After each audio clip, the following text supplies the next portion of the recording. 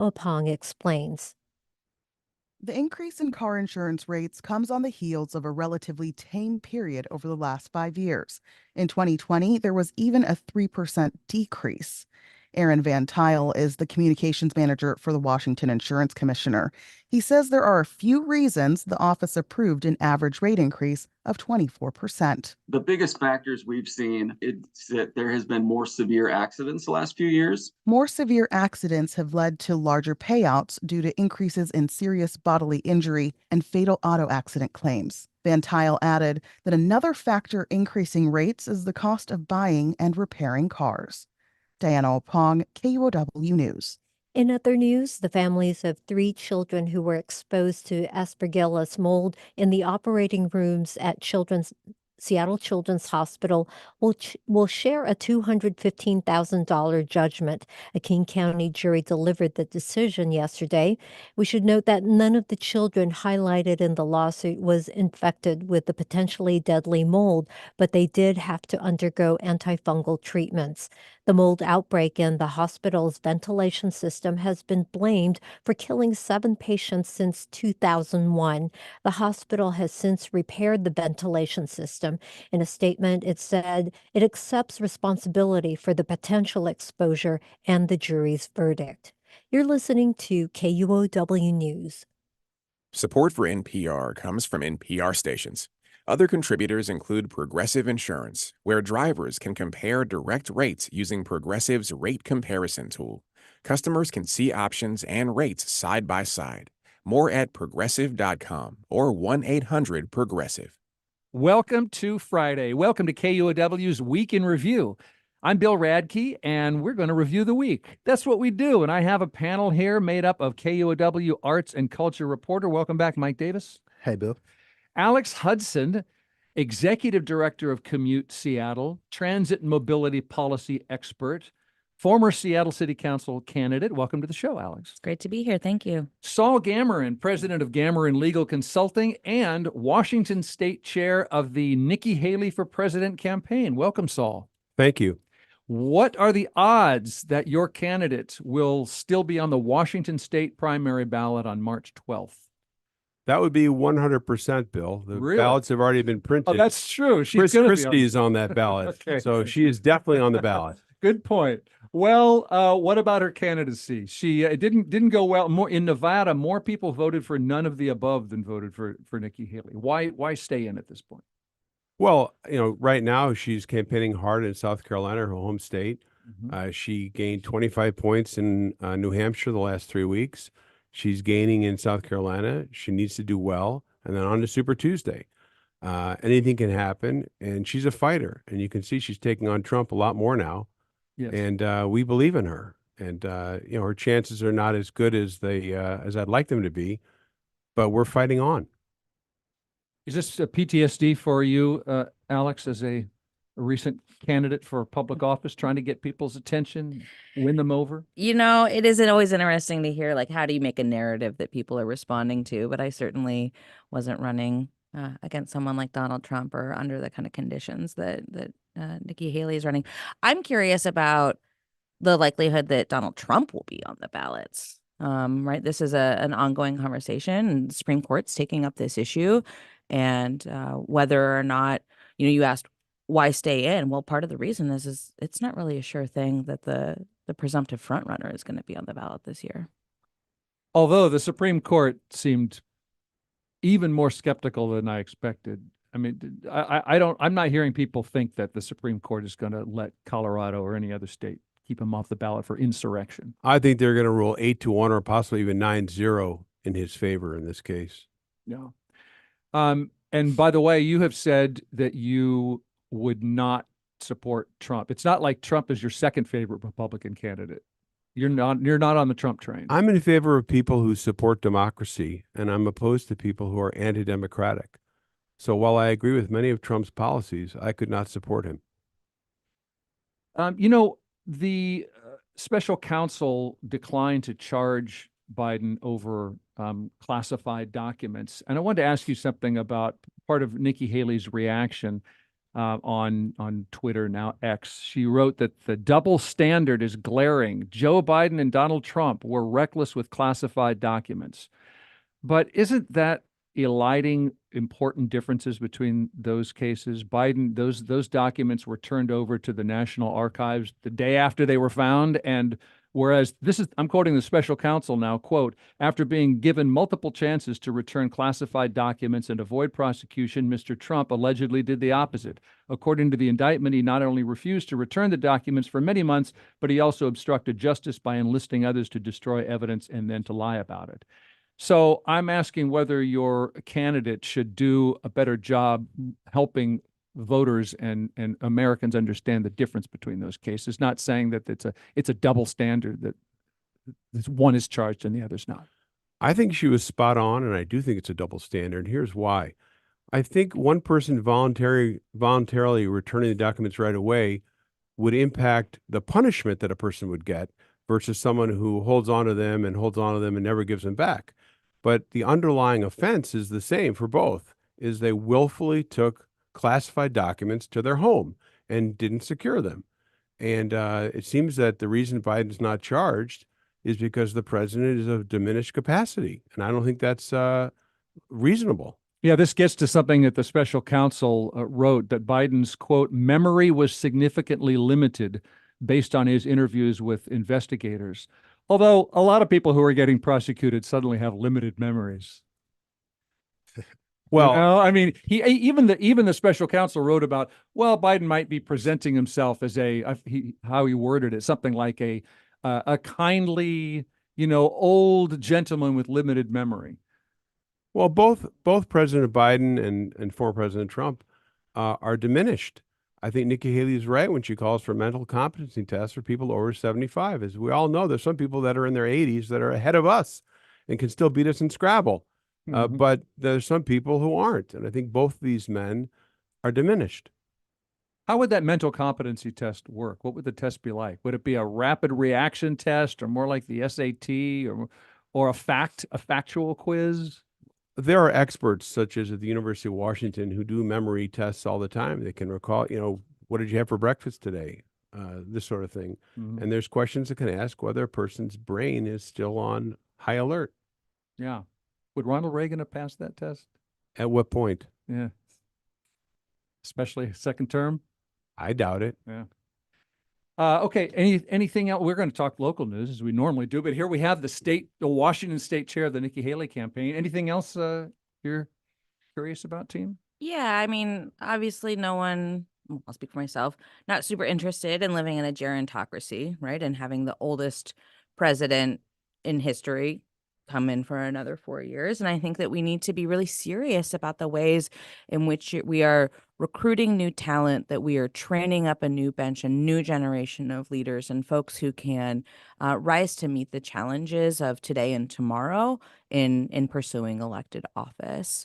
And I think that this is a stark example. We've seen many of them in Congress and in the Senate, examples of people who have served their time, done an incredible job leading, and need to practice the fine art of letting others take a turn. Mm-hmm. Alex, I think you're right. I mean, campaigns end when they run out of money. And Nikki Haley's donors are fired up, and she's been raising tremendous amounts of money recently. And to follow what you're saying, part of leadership is to pass on the leadership to the next generation. And I think both parties have not done a good job, and I'm hoping Nikki can emerge. All right. Well, we'll see. The Washington State primary is Tuesday, March 12th. And Nikki Haley will be on that ballot. She sure will. Yeah. Okay. So now turning to local news, Washington State and Seattle, we're going to talk affordable housing. That could lead the show any week after week. And there's a Seattle group now collecting signatures to put a new tax on the ballot. This is a tax on businesses that pay any employee more than $1 million a year in total compensation. The business would pay a 5% tax on payroll expenses for each of those highly compensated employees. This is a way of paying for something that Seattle voters approved in concept last year, the so-called social housing initiative. it would pay for a social housing developer that will build, acquire, manage, and maintain mixed income affordable housing. Why was that even put to a vote before there was funding associated with it, Alex? Good question. And I think a lot of people had that question at the time, right? This is an interesting idea. And as you said, this is an issue that quite literally hits home for people. The escalating cost of housing affects all of us. And as the city is at this point now, and it's certainly in where I live, majority renter. Where's that? I live in First Hill, proud to be a First Hill resident and a renter myself, raising a family in the city of Seattle. And we all feel it, right? Your paycheck comes, you give it to your rent, and whatever is left over at the end is what you're supposed to make a life on. And so the idea behind social housing, which is a brand new model of housing, is that it's permanently affordable, that it's mixed class, right? So we don't just have buildings of wealthy people, buildings of low income or working class people, that people are living together, creating mixed income neighborhoods, and that we're able to sustain that over time. And so Can I highlight that Yeah. to underline that this is for tenants making between 0 and 120% of the area median income, and the rent would be priced at 30% Mhm. of their income. Yeah, so it's a mix. And there are amazing examples of this being highly successful. The city of Vienna, of course, is the most prominent example, and they have created stabilized housing that is affordable to people, and people's lives are able to flourish as a result. The housing developer, right, passed I-135 last year in February, and I think all of us are eager, people who care about housing, to see that institution, that organization, fully stand up, hire a CEO, create a work plan, and get ready to go. And one of the things that makes that possible is the funding to be able to do so. I know this tax is opposed by the Seattle Chamber of Commerce. Any other reaction to it or questions about it? Sure, it's a really bad idea. Why would you want to drive businesses out of Seattle? That's your tax base. All this will do is penalize the best and the brightest and most highly productive and exceptional business people, and those people will leave Seattle and reduce the tax base. Well, your question was, why would you do that? And Alex just laid out the why. Isn't this more a question of trade-offs than, well, we obviously must do it because it helps somebody, or we obviously must not do it because it costs somebody? I think you're right. I think it's a trade-off. And I don't think it's a good trade-off. You want a low cost way to bring down the cost of housing? I got one for you right now. Right? There's 3 proven ways that we address housing affordability. It's not an intellectual exercise. There's plenty of research here. 1, subsidy. You invest in the housing that is difficult for the market to produce. We do that through our housing levy that Seattle voters were very generous in passing last year. 2, supply. The ability to build more houses in more places faster, easier, and cheaper. And the city council and the mayor are going to have the opportunity to do exactly that at essentially no cost to the taxpayer in the comprehensive plan this year. And that would be the ability to create more housing again, without having to raise taxes, without having to ask people to pay up. And then, of course, stabilization, right? The protections that make it so that people have sustainability and predictability in their housing over a long time. So I am with you in the Seattle Times today was talking about, we have the 5th highest property taxes of anywhere in the whole country. And there are ways that we can make it so that we bring down the the cost of housing for people. And the number one way that we can do that is to make it faster, easier, and cheaper to build more housing in more places. And the city council and the mayor has the opportunity to do just that this year. What's your better alternative, Saul? We know how hard it is for some people to live in the city. How important so the 2 questions, how important do you think it is to have, people providing childcare or whatever it is, right, to be able to live where they work and have that mix in the city? Is that a big deal? And if it is, then what's the alternative? Well, I think Alex's recommendation makes sense to me. Build more housing. I don't think it makes sense. The other 2 ideas I think will be counterproductive. But building more housing, I think, is a good solution. It's just easier. It's easier said than done. I mean, I've lived in Seattle all my life, and it just feels like we want to have this town feel as we're becoming a bigger city.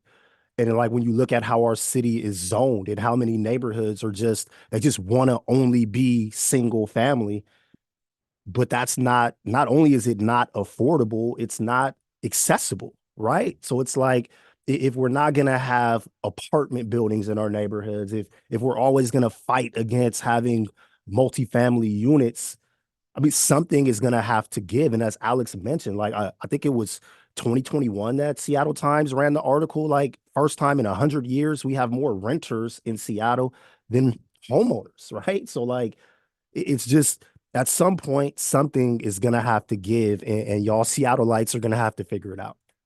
Because you're leaving. Because I moving do to not have a Chicago. dog in this fight at this point anymore, which is why I'm reluctant to dive in because I have a lot of thoughts. But Oh, dive in. Look, I don't know. I think there's a lot of people in Seattle that feel the way that Saul feels, and I think that as time goes on and we're seeing how people vote, we're seeing where the city trends. I think it's clear where Seattle is headed. I just don't know what it's going to mean for the people who actually live here and the people who want to work here and live here, because our city is just so expensive to live in. Any response? I think he makes sense. I mean, I think he said nothing that I don't agree with. It's just that we can point to housing supply, but if it doesn't actually happen, then the same people are going to pay over and over. But why would it not happen? People want to live in the city of Seattle. It's a beautiful place to live. We have a thriving and diverse economy. And as we'll talk about later, this is one of the few places where we can count on some level of climate stability in an ever, increasingly disastrous world. People want to live in Seattle. People want to build houses in Seattle. And every time you open up the zoning and you make it not illegal to build housing in more places, the housing comes. There is almost nothing that is more disastrous to our economy than to allow this rapid and continued cost escalation of people's basic need, which is a place to live. If your paycheck doesn't make your rent and give you any money at the end of it, you don't get to go to restaurants. You don't get to, walk. You get to clog up the streets and trying to drive all over the place, right? It's the counter and continuing effects of this are very disastrous for our economy. But we know that's for office. Yeah, again, but that's running up against the fact that a lot of people want the kind of neighborhood they came to Seattle for, they invested in, and a lot of people want what they want. But look at the result. It's kind of a standoff. I think it is a standoff. I think it has been for a long time, because I don't disagree with what you're saying, but I think that you could have sat there and said that 5 years ago, right? So it's just like, what's going to stop us from not having to say that 5 years from now? And when we look at the demographics of our city and the people who can actually afford to live in our city, how are we to believe that we're going to have voters who can live here that are going to feel any different? Because if you're a homeowner and you live in Seattle, there's a lot of statistical data that points to the income that you have to even be able to be in that demographic. And it's clear how those people have been voting lately. That's right. Well, here's another way to make housing affordable, would be to not let the rents rise too fast. There's a bill in our state legislature to limit rent increases. It didn't pass the Senate. It's not dead. It's alive in the House. It could still get through. It started out as limit rent hikes to 5% a year. They negotiated that up to 15% a year rent increase.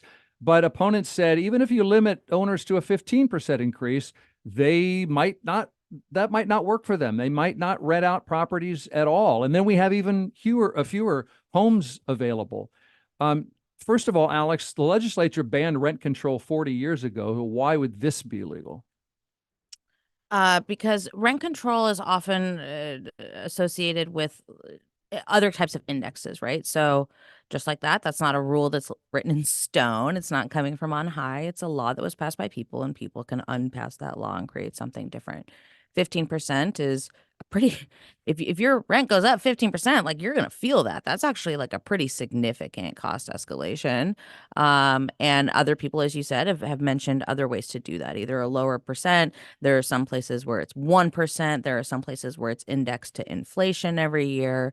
So there's a variety of different tools here that make it so that renters who you know, Mike, you mentioned the majority of people in our city have some level of predictability about where they're going to be able to live. Yeah, it's not, it doesn't, one reason it doesn't qualify as rent control because it doesn't limit how much lords can charge renters. It's just about the percentage increase. What do you think, Saul?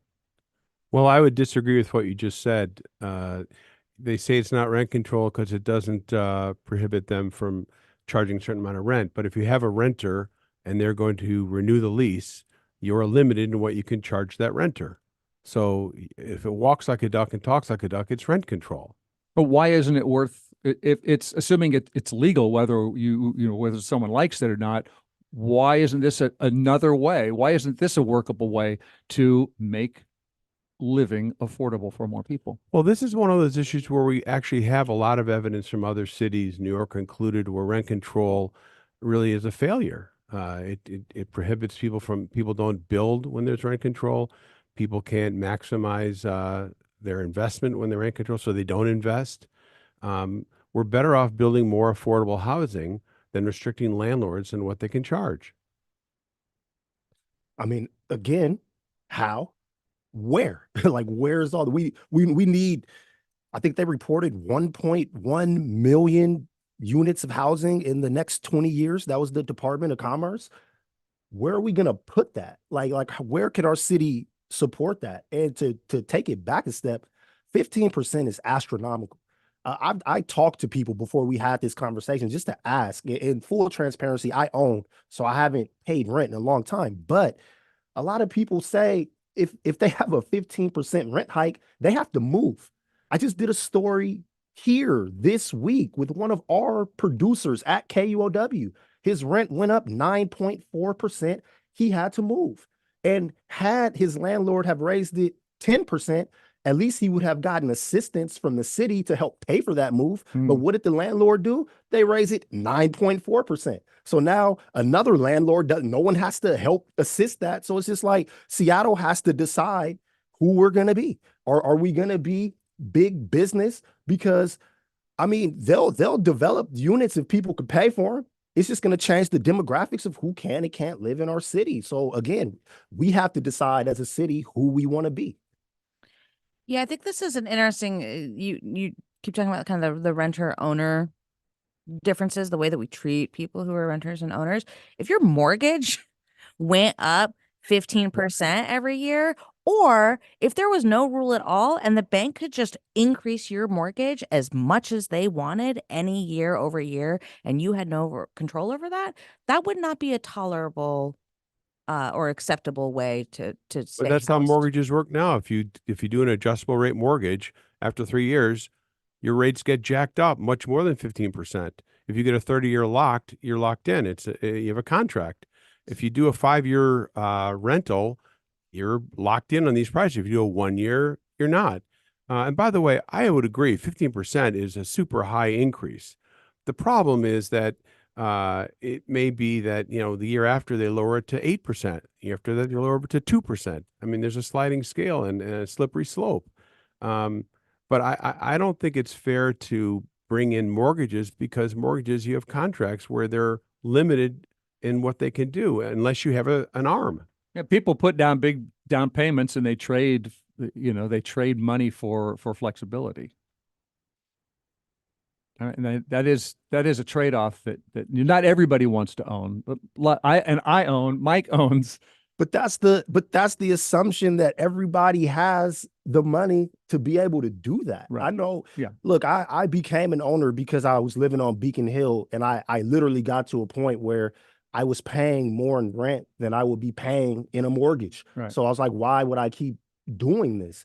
But there was a time, my mother speaks about these old days where renting was the cheaper option. Right. You can rent and save until you can own. Yep. We're at a place in our city where renting isn't really the cheaper option. And if we allow rent to just increasing at the pace that it is, while wages that people make from their jobs don't keep up with the actual cost of living, who the hell is going to be able to rent in Seattle? And it goes back to the thing. Who will be able to live here? So the reason why I go back to the dynamic of renters and owners is because it's just acknowledging that half of our city are renters. But people who can't afford to own, they're going to be in a place where they can't afford to rent. Mhm. Then what do we do? Yeah, then we see massive levels of gentrification and economic displacement, the growing populations in the suburbs, the associated congestion and fracture of communities as a result. which we've already seen. Yeah, and it's not good. Let us take a little break and come back and talk more about the news of this week. We had a big reaction to the skin exposures found in some Seattle bars, and we'll talk about that and more when we come back on KUOW's Week in Review.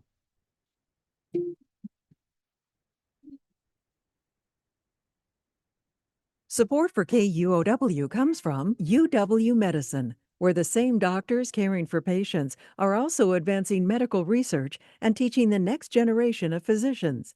More at uwmedicine.org. UW Medicine, a higher degree of healthcare. Hey, my name's Claire McGrain, and I'm a producer for Seattle Now, KUOW's local news podcast.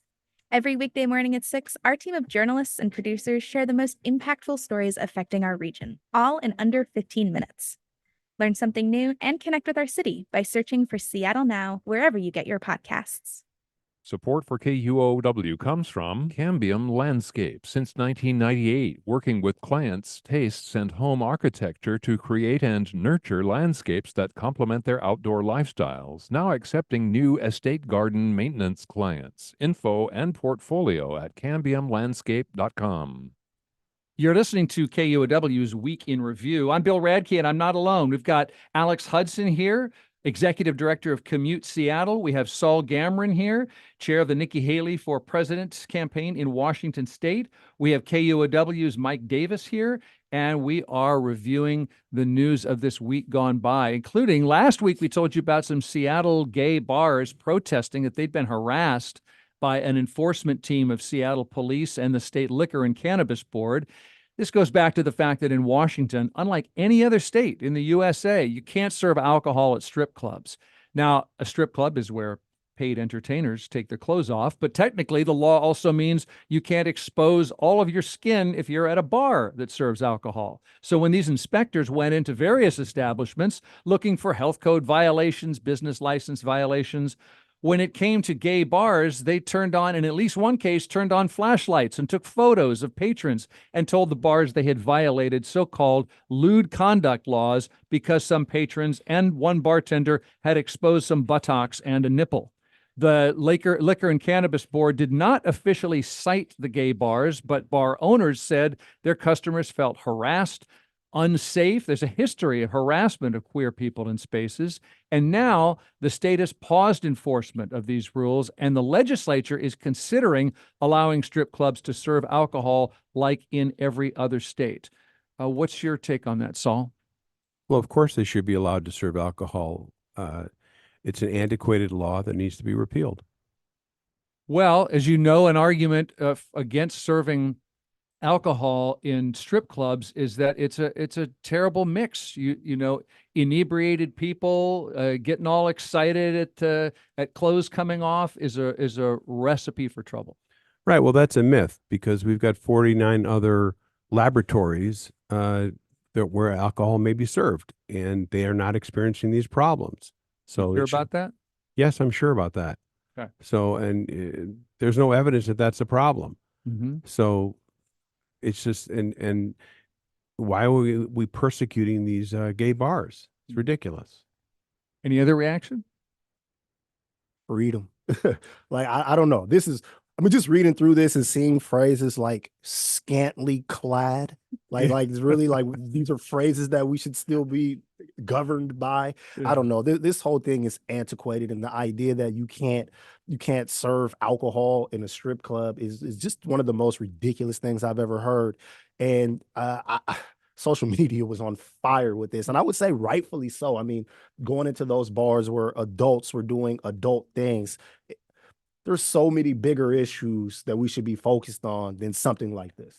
Alex Hudson, do we have Democratic-Republican unity here today on this? We do. I could not possibly agree more. It's paternalistic. It's retrograde. Let adults do what adults want to do. And I think I've heard it be mentioned several times in the media, right? There's a lot of Nipplegate is certainly rippling across our city here and across our state. It could be called a nipple ripple. You know, I don't know. I mean, the idea that people are like soberly walking into a strip club and just sitting there and sipping, seltzer while dancing happens is preposterous, right? People they're getting inebriated outside of the club, they're going to their cars and drinking alcohol.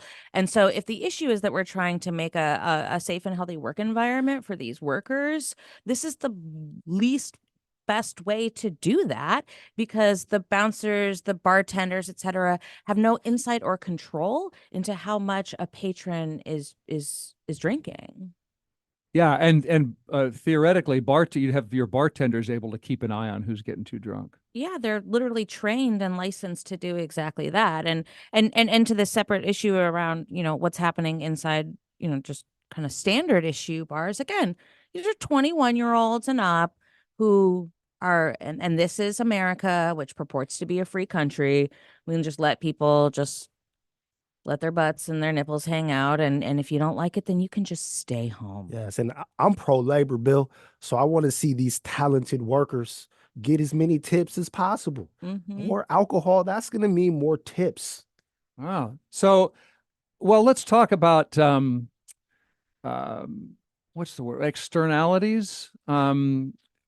Saul, I'm thinking of our drug laws. Because we're talking about let adults do what they want to do, but we ban some drugs partly because people commit crimes sometimes when they're high, or they steal stuff sometimes to pay for getting high. And isn't that the justification for banning booze? Now, you don't believe there's any externalities. There's no problem with mixing booze in strip clubs, but we could be talking about other cases where we decide, when do we curtail individual freedom? So since I have a Republican here, I often associate Republicans with liberty and personal freedoms. What about the war on drugs? Well, I think the war on drugs is being reduced significantly. Our state's one of the leaders in that. And again, I go back to the strip club issue. Alcohol is legal in bars. We have, you can get alcohol in a grocery store.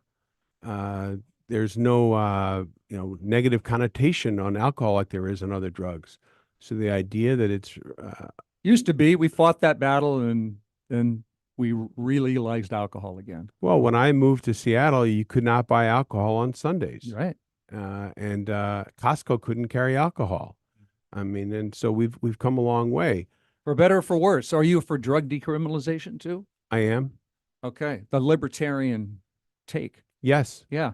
I've heard mixed reports from our neighbor Oregon, where some people want to recriminalize some drugs, but I haven't researched that issue either. Well, I think that there's problems with decriminalization. There's problems without decriminalizing. Yes. I happen to believe that people should be free. Well, let's talk about whether people are free to tag walls with graffiti, because Seattle got word this week that it can start enforcing its anti-graffiti law again. This is a federal court ruling. This law, the graffiti law, had been found unconstitutional by a lower court. Mike, you've reported on this. What was supposedly wrong with Seattle's anti-graffiti law? It was the language in the ordinance, and as I'm sure you know, Bill, I'm not a lawyer, but I do. But I did. I talked to a couple of lawyers, and I just told them to put it in layman's terms for me so that I can understand. And I had a lawyer tell me that the way the ordinance is written in Seattle, if he was in court and he leaned over and he scribbled on like his assistant's notebook, he could be arrested on the spot because that's not his notebook and he wrote on it. Okay, without permission. Without permission. Yeah. So it's not that people want the wild, wild west for graffiti where you could just go on somebody's house and spray it. It's that the law is written in a way that gives the police a lot of leeway to enforce things that people would argue are not graffiti. And in this case that we're here to discuss, you had 4 people who used charcoal and sidewalk chalk, which would literally wash away in the rain.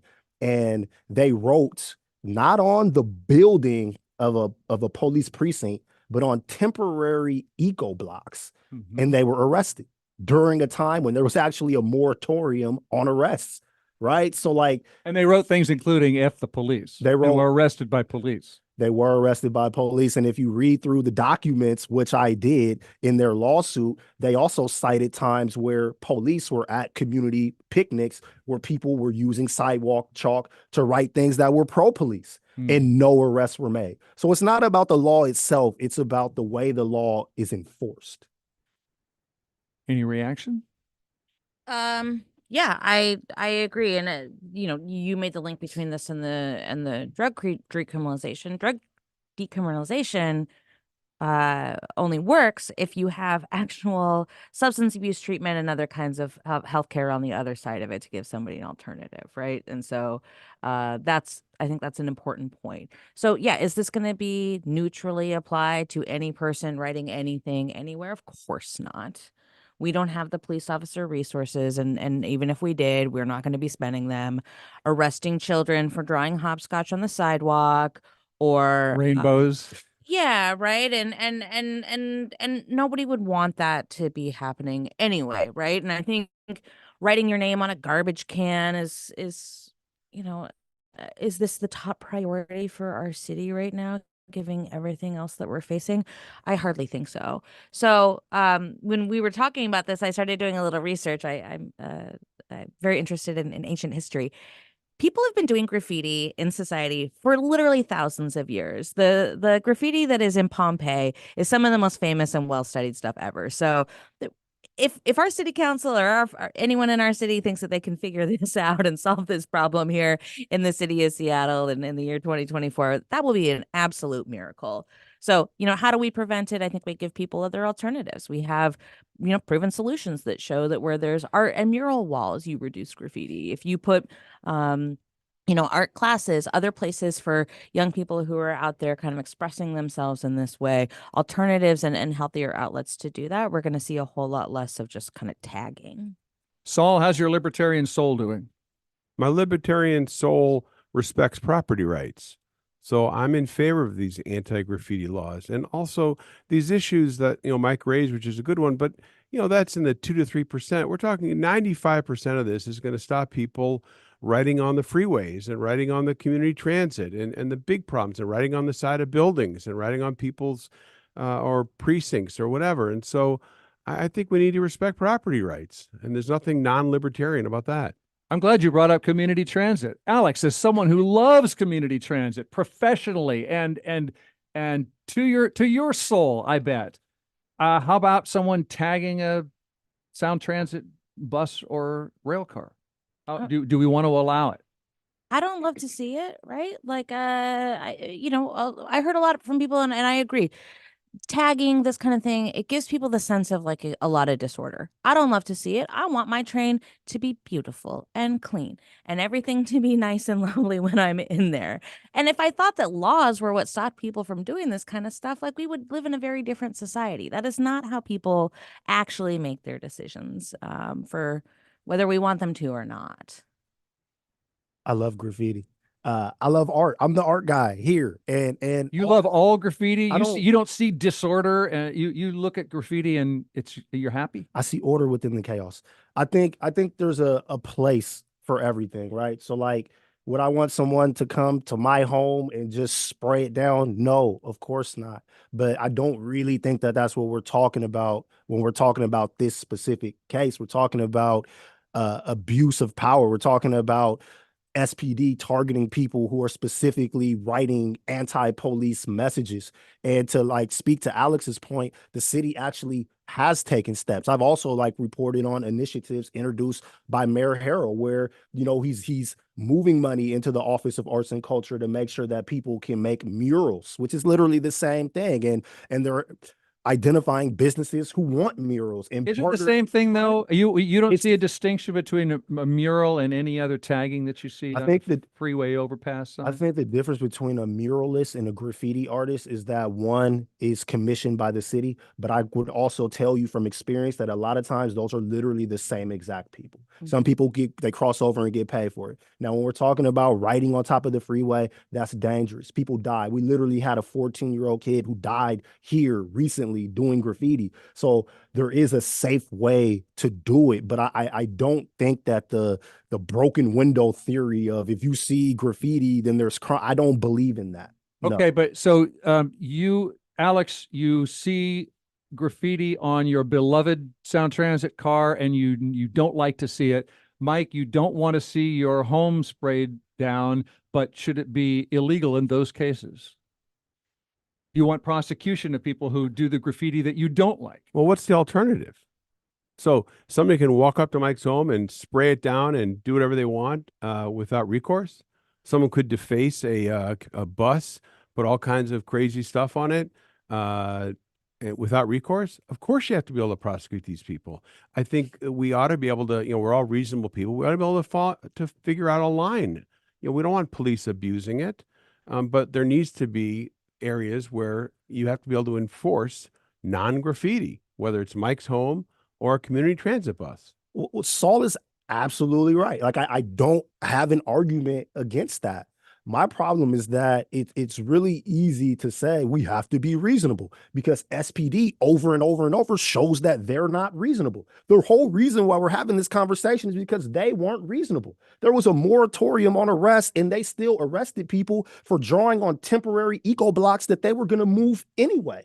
Like that's the reason why we're here. This ordinance has been here. This isn't new. It's been like this. It wasn't until SPD abused their authority that we ended up here. So it's great to have the pie in the sky idea that we're all going to be reasonable. But the reality is we're not going to be reasonable. To echo that, this judge said that plaintiffs had not demonstrated the law would be disproportionately used for unconstitutional purposes. Quote, the mere fact that the city and its officers have discretion to enforce the local ordinance in some circumstances and not others is not a sufficient basis for concluding that the local ordinance is wholly vague such that it can never be enforced. But Mike is saying, yet in reality, nobody thinks that the enforcement of that law had nothing to do with the F the police message versus children's rainbow, that it is some people will enforced. disagree with me. Like I don't want to act like I speak for everybody. Fair enough. But that's my opinion Fair based on the facts. Thank you for that. Yeah. Okay. Too many opportunities for these things to become pretextual opportunities Mhm. to stop people based on something else that is happening. I said, yeah, I want my transit to look nice and all that kind of thing, but I also don't expect to live in a city that's a diorama.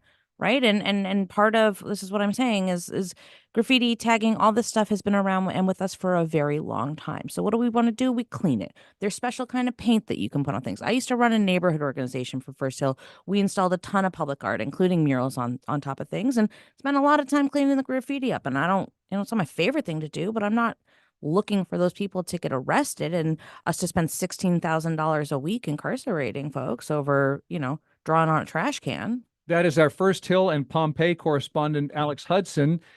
Mike Davis is with us. Saul Gamoran's here, Gamoran Legal Consulting and chair of the Nikki Haley campaign in the state. We're going to take a short break and come right back with more of Week in Review. Support for KUOW comes from Third Place Books. Maggie Nelson discusses her new book, Like Love, Essays and Conversations, with Claire Dederer on Friday, April 5th. Tickets are now available at thirdplacebooks.com. Hi, I'm Monica Nicholsberg. And I'm Joshua McNichols. We're KUOW's economy team, and we've got a new podcast called Booming. Every other Wednesday, we'll discuss what's going on in our local economy and help you make sense of life in a city that almost never stops growing. Find Booming wherever you get your podcasts. Support for KUOW comes from Intimon Theater, presenting Maxim Gorky's The Lower Depths. A 14-person ensemble presents a portrait of life in the margins of society with a contemporary adaptation by the Seagull Project, playing through February 24th. Tickets at intimon.org. We're chit-chatting here on KUOW's Week in Review. I'm just going to reveal, if you don't mind, what we said off the microphone, which basically, well, you said it, several people said it well, but what did you just say about people having what we have in common and our politics? Well, I said that people are more than the sum of their politics.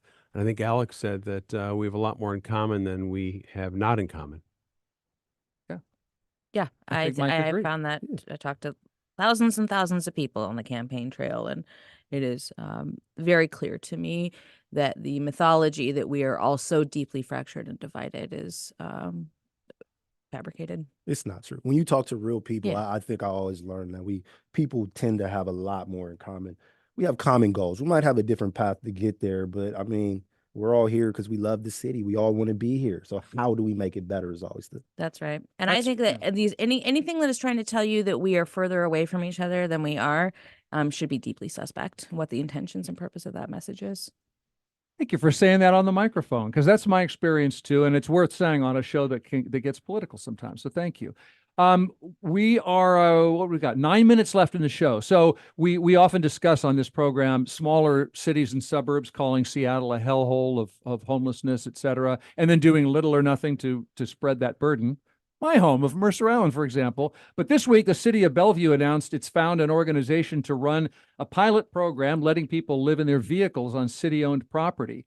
And they expect to welcome their first clients there by early spring. I read in the Seattle Times, this lot will have 20 spaces, a day center with bathrooms, showers, and kitchen facilities, emergency responders, staff who can connect people to services for employment, medical, and mental health care, and other help finding housing. No drugs allowed. Any reaction to a possible first? Now, this happens in churches here and there in Seattle and on the east side, but Bellevue doing what Seattle does in Interbay, RV vehicle lot on city-owned property. Yeah.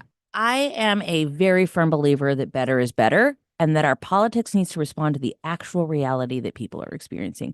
People are living in their cars. People are homeless. People are housing insecure. And the government's responsibility is to respond to that reality. Is this the same thing as a permanent house where somebody can live? No. Is it as good as that? No. Is that what our ultimate goal is? Yes. But in the meantime, like, it stops people from, being kind of chased around, not knowing where they're going to sleep that night and having a little microscopic sense of stability and predictability from which to build a more fulfilling life. Well, I think Bellevue has demonstrated that they're pretty sensible over there. They've got a lot of good policies. This is an experiment, and let's see how it plays out. Yeah, it's been an uneven experiment. More success in some places than others. Not, in Seattle so far. It can be expensive. It can. Yes, Mike. No, it's just good to see.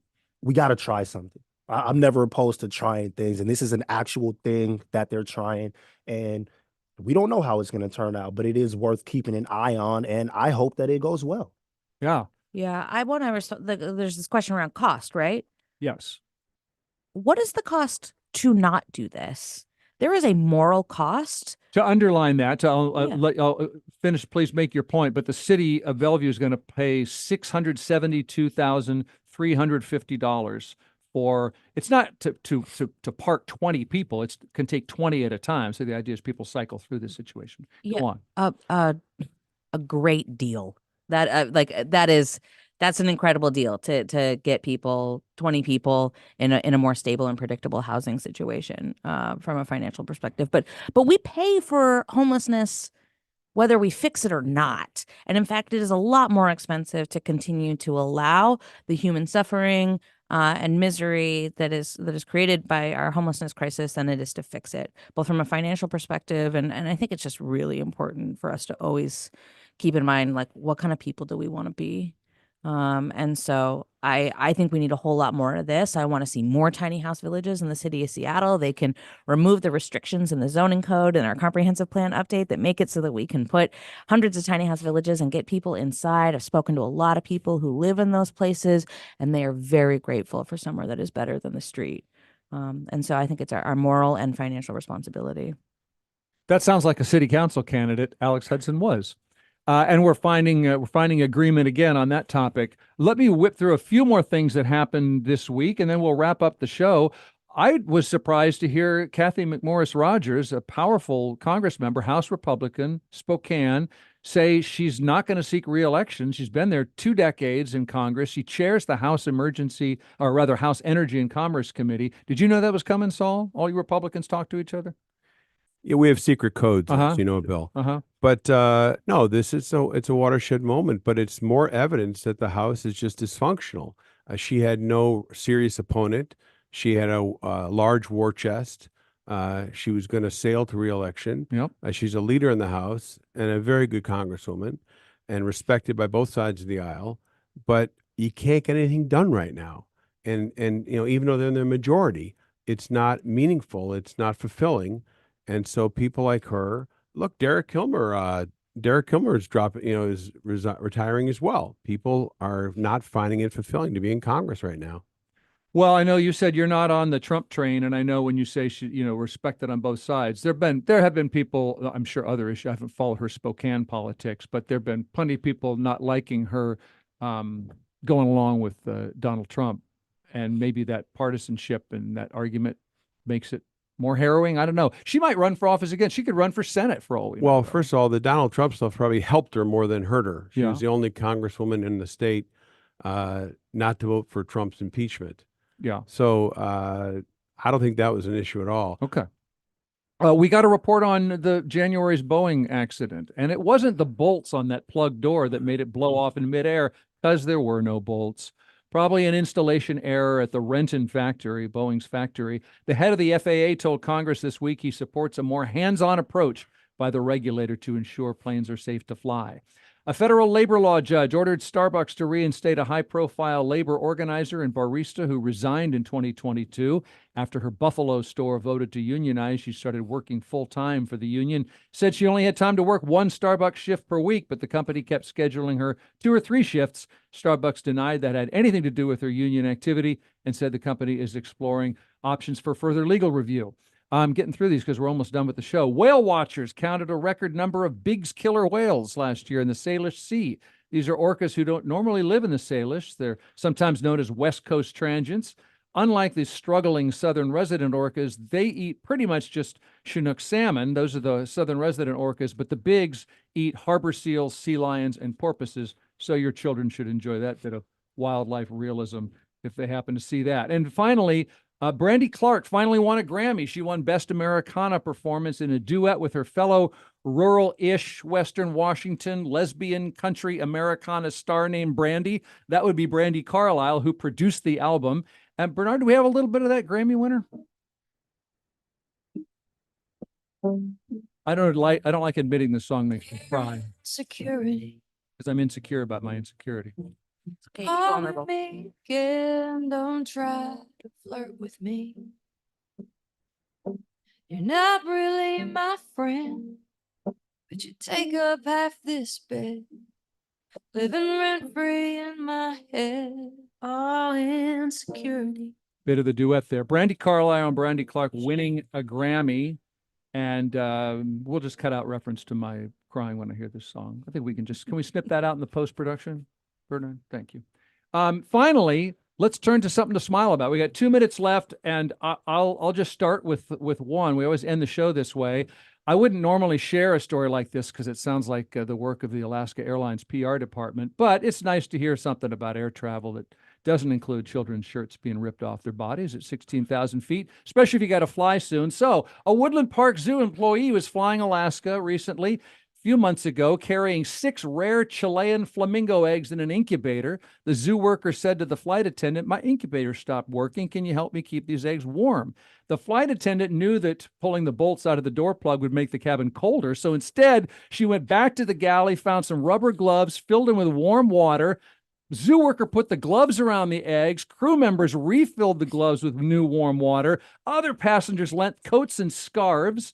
And the flight attendant helped get those eggs safely to Woodland Park Zoo. They hatched, and the flight attendant and her baby granddaughter came to Woodland Park Zoo to meet the 6 new chicks, one for every bolt that was not on the door plug of Flight 1282. And it's the first time the zoo has had flamingos hatched since 2016, and one of them is named Sunny after that little granddaughter, so you can meet Sunny and other flamingos at Woodland Park. That made me smile. Anybody else smile about anything this week? Man, I'm smiling because I get to do this with you, Bill. This is the first show that I did. This is my introduction to KUOW. Yes. People don't know this. You're a big reason on why I landed here. So I'm just happy that this can be my final goodbye. That would be a great legacy for me, Mike. I'm happy to be any small part in bringing you here. Anyone else? Well, I've been smiling all week because I've been looking forward to all the fantastic food I'm going to have watching the Super Bowl on Sunday. We're Okay. going to my son's house. He's a chef. He's going to make his famous chili, and I can't wait. Enjoy that. How about you, Alex? I'm happy about the return of normal light rail service and sound transit. I came back to light rail this morning. Me Feel too. guilty about going away for a few days, but Welcome back. I loved it. And thank you. Welcome to you. We had Mike Davis here, KUOW's arts and culture reporter, and you know I'm going to miss you. Can we have lunch after the show? Of course. Okay, Mike, great job being our arts reporter here. Thank you. For Thank that. you. Alex Hudson of Commute Seattle, transit mobility policy expert. Thanks for coming on the show. Thanks for having me. Great to have you. Saul Gamoran, Gamoran Legal Consulting, and also the state chair of the Nikki Haley for President campaign. It's been a pleasure. Thank you. Thank you for having me. Thank you for listening, and please join us again next week for Week in Review.